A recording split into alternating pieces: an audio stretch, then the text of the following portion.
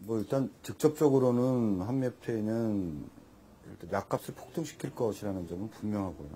지금 정부가 얘기하는 것을 보면 대략 미국과 호주 간의 FTA 더하기 조금 더 심한 그런 정도. 그러니까 미호주 FTA 플러스 알파 정도에서 협상이 마무리되는 것 같고요. 근데 미호주 FTA가 어떤 영향을 미쳤느냐?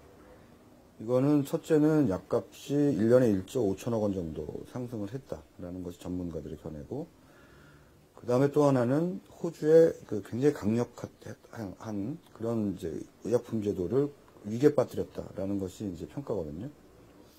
그런데 호주는 호주의 약가 제도는 다국적 제약회사의 무덤이라고 불릴 만큼 굉장히 이제 탄탄한 약값을 굉장히 많이 깎을 수 있는 그런 제도였는데, 한국은 그런 제도를 이제 도입하려고 하는 상태거든요. 따라서 약값은 호주보다 더 오를 것이고, 또 하나는 한국의 약제비 적정화 방안이라든가 약값을 좀 더 깎아서 효과 있고 값싼 약을 좀 골라 쓰겠다라고 하는 그런 제도는 아예 도입부터 붕괴될 것이다 라고 보는 게 맞을 것 같아요. 뭐 직접적인 영향으로는 이런 거죠. 예를 들어서 약값이 많이 비싸지면요, 어떤 환자들이 생기냐면, 의사는 잘 몰라요. 이 환자가 약을 먹었는지 안 먹었는지. 약을 써요. 환자는 약값이 비싸서 약국에 가서 약을 안 사 먹어요. 그럼 의사는 어떻게 하느냐 하면, 이 약이 왜 안 듣지? 딴 약을 써요. 환자는 처방전을 받고 가서 약을 안 사 먹어요. 의사가 아무리 뭐 치료를 해봤자 약값이 비싸지면 환자가 약을 못 먹게 되면 그걸 끝이죠. 금융 서비스 분야 같은 경우, 이거를 한국의 금융업계와 미국의 금융업계가 누가 득을 보느냐라는 식으로 따지게 되면 사실상 보이지가 않습니다. 물론 정부는 FTA 논리에 항상 나오는 거는 보험회사들이 서로 경쟁한다, 그렇게 해서 좋아질 거다라고 얘기하는데, 이게 우리나라에서 보험회사라는 것들이 몇 개 있는가라고 따져보면 삼성생명, 대한교보, 그다음에 미국의 부동의 1위 회사인 AIG, 매트라이프, 몇 개 회사 없거든요. 그 회사들이 서로 담합을 하지 이게 경쟁을 하겠습니까? 결국은 지금도 엉망인 민간보험, 의료보험, 이것들이 이제 완전히 규제가 풀린다고 봐야겠죠. 건강보험이 지금 대략 24조 정도 수준인데, 만약 무상의료를 한다. 그러니까 입원비 본인 부담금이 지금 1년에 다 합쳐서 한 6조? 이 정도, 6, 7조 수준인데, 내가 병원에 가서 내는 본인 부담금을 다 합쳐봤자 6, 7조 수준인데, 민간보험료로 내는 사람들의 돈이 10조가 넘어요. 그렇게 되면 이미 과잉된 상태거든요. 이렇게 되면 민간보험이 이제부터 더 시장을 늘리려면 어떻게 해야 되냐면 건강보험을 줄여내는 수밖에 없어요. 그리고 정부의 이제 의료산업화 정책이라든가 이런 얘기들은 다 결국은 새로 나온 고급 서비스들은 이거는 꼭 모든 사람한테 주어질 필요는 없으니까 돈 있는 사람만 이용하자, 이런 식의 논리로 민간보험이 가져가라, 건강보험에서 안 다룬다, 이렇게 얘기가 하고 있거든요.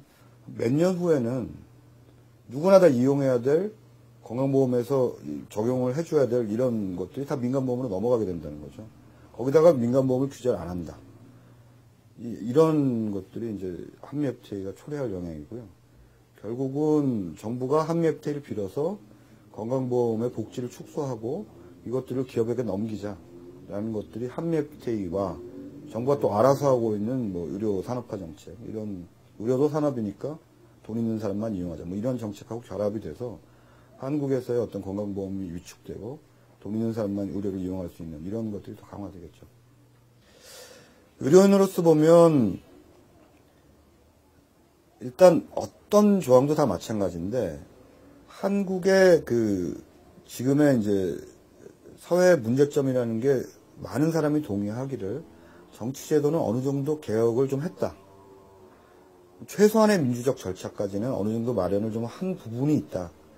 그런데 사회적 제도는 여전히 따라가려면 멀었다. 이른바 유럽의 어떤 선진적인 제도나 이런 걸 따라가려면 멀었다. 이제부터 이걸 해야 된다. 라고 하는 게 이제 많은 한국의 한국 민주주의를 열망했던 사람들이 동의하는 바일 거라고 생각을 합니다. 한미 FTA는 여기서 끝이라고 하는 거거든요. 사회제도를 더 이상 개혁하지 못하게 여기서 끝이라고 선언하는 게 한미 FTA라는 거죠. 그게 바로 레칫 조약이고 이른바 역진 방지라는 겁니다. 문제는 한미 FTA는 지금 수준에서 이제 지금 현재도 한국은 그렇게 하고 있다라는 말을 참여정부에서 많이 하는데 다 그 개혁되어야 될 제도거든요. 근데 지금 수준에서 끝하고 앞으로 더 개혁 안 하겠다라고 하는 게 한미 FTA라는 거예요. 마치 협상장에서 뭐 국익을 둘러싸고 뭐 미국의 국익과 한국의 국익을 가지고 양국의 대표 선수들이 그 뭐 무슨 축구 경기 하는 양 이렇게 자꾸 이제 조중동에서는 보도를 하는데 이건 사실이 아니거든요. 이미 한 것만 보고 다 합의한 것만 보더라도 양국의 기업한테는 매우 이익이고 심지어 미국 국민을 포함해서 양국의 국민한테는 매우 불리한 게 가고 있는 것이 이게 한미 FTA이고요. 따라서 이 기업에게만 큰 이윤을 갖다 주고 평범한 민주인에게는 최대한의 피해를 주는 이런 FTA의 본질, 신자유주의의 본질 이런 것들을 사람들에게 더 널리 알리고 그리고 이것들이 평범한 사람들의 건강과 삶을 망가뜨린다 이런 부분들을 더 널리 알려야 된다고 생각을 합니다.